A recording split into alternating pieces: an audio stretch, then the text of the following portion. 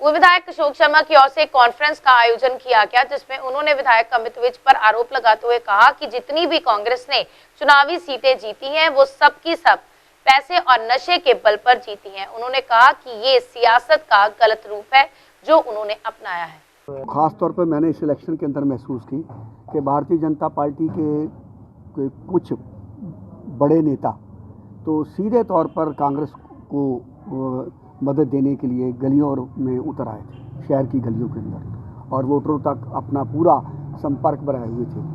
और जो नेता भारतीय जनता पार्टी के इस वक्त अधिकारी हैं, जिनके अधिकार के अंदर जो इस वक्त लेके संगठन को, यहाँ जो संगठन के अधिकारी चल रहे हैं, वो भी नहीं चाहते थे कि भारतीय जनता पार्टी यहाँ अपनी पकड़ मजबूत करते हुए कांग्रेस को हराकर अपना मेयर बनाए, क्योंकि उनको अपने वजूद का खतरा उन लोगों से था। अगर वो उन लोगों का कोई मेयर बन जाता, कुछ इस प्रकार का हालात इन्होंने बना दिए। वो भी एक फ्री हैंड जो है वो कांग्रेस को मिला, जो अपोजिशन वालों को करना चाहिए।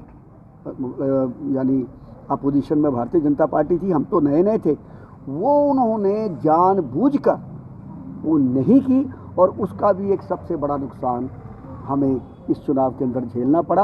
हाँ, आगे से तो हम उन लोगों के साथ तो हमारा वैसे गठबंधन खत्म हो चुका है और कोई किसी प्रकार का पॉलिटिकल अलायंस भी नहीं रखेंगे, और पूरी ताकत से इस बात को भी सुनिश्चित करेंगे कि हम स्वयं लोगों तक अपना सीधा संपर्क बनाएं। ये चुनावी मंथन भी था, क्योंकि जिस तरह का हमें लोगों की तरफ से रिस्पांस मिला चुनाव से पहले, और जितनी भारी संख्या में हमारे जो नुक्कड़ मीटिंग और जो चुनाव रैलियां हुई, तो हमें लगा कि हम एक बड़ी अहम उपस्थिति जो है कॉरपोरेशन के अंदर हम अपनी वहाँ रखेंगे। लेकिन चुनाव जो नज़दीक आता गया, हमें लगा कि वो सरकारी मशीनरी और ख़ास तौर पर कांग्रेस जो है वो इस चुनाव को एक अच्छे ढंग से, जिसे कहते हैं एक लोकतांत्रिक प्रक्रिया से जीतना नहीं चाहती, और उन्होंने इसके लिए जो भी किया जा सकता था, जिसमें मुझे ये कहने में कोई गुरेज परहेज नहीं, आप लोग तो सब कुछ देख ही रहे थे कि किस तरह रुपए का, नशों का और प्रलोभनों का जमकर इस्तेमाल किया गया, और आखिरी 2 दिनों के अंदर इस चुनाव की शक्ल जो है वो बिगाड़ कर पूरे शहर के अंदर जहाँ से हम गुजर रहे थे, कहीं कुछ बांटा जा रहा है, कहीं कुछ बांटा जा रहा है, कहीं रुपया दिया जा रहा है।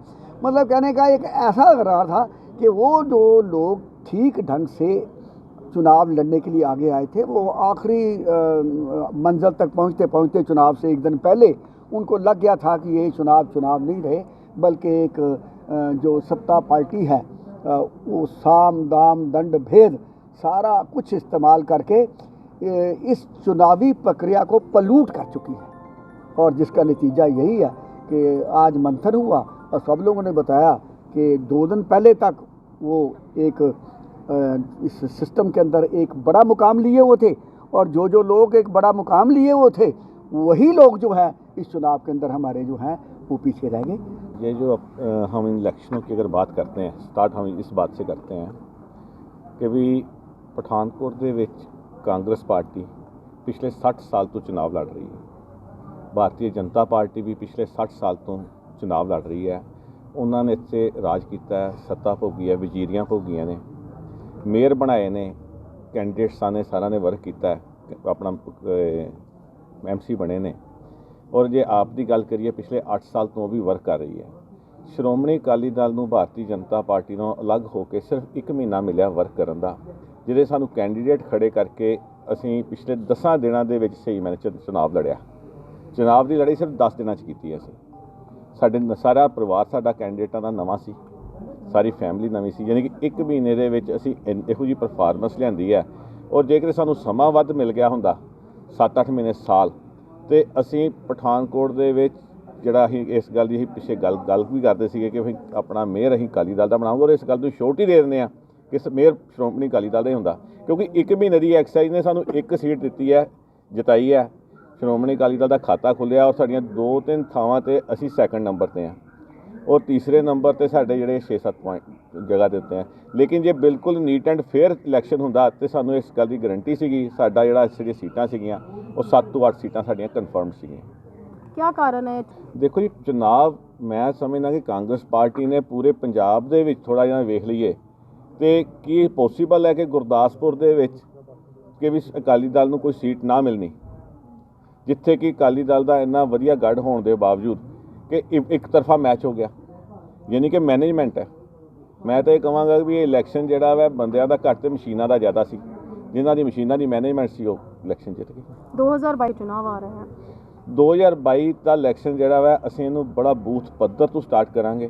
ਉਹ ਸਾਡੀ ਜਿਹੜੀ ਆ ਪਹਿਲੀ ਐਕਸਰਸਾਈਜ਼ ਸੀ, ਸਾਡੇ ਪਲੇਅਰ ਤਾਂ 11ਵੇਂ ਪਲੇਅਰ ਸੀ, ਪਹਿਲੀ ਵਾਰੀ ਪਿੱਚ 'ਚ ਉਤਰੇ ਨੇ ਹੈ ਨਾ। ਔਰ ਇਹਨਾਂ ਨੇ ਇਸ ਟਾਈਮ ਸਾਡਾ 29 ਵਾਰਡਾਂ ਦੇ ਵਿੱਚ ਸਾਡਾ ਪੂਰਾ ਖਾਕਾ ਤਿਆਰ ਹੋ ਚੁੱਕਿਆ ਕਿ ਪੂਰਾ ਸਾਡਾ ਬੂਥ ਪੱਧਰ ਤੋਂ ਸਾਰਾ ਜਿਹੜਾ ਸਿਸਟਮ ਤਿਆਰ ਹੋ ਗਿਆ। ਰਹਿ ਕੇ ਸਾਡੇ 22-23 ਜਿਹੜੇ ਵਾਰਡ ਬਚੇ ਨੇ ਉਹਨਾਂ ਵਾਰਡਾਂ 'ਚ ਵੀ ਅਸੀਂ ਬੂਥ ਪੱਧਰ 'ਤੇ ਵਰਕਿੰਗ ਕਰਾਂਗੇ। ਉਹ ਸਾਰੀ ਟੀਮ ਤਿਆਰ ਕਰਾਂਗੇ ਵਧੀਆ ਤਰੀਕੇ ਨਾਲ।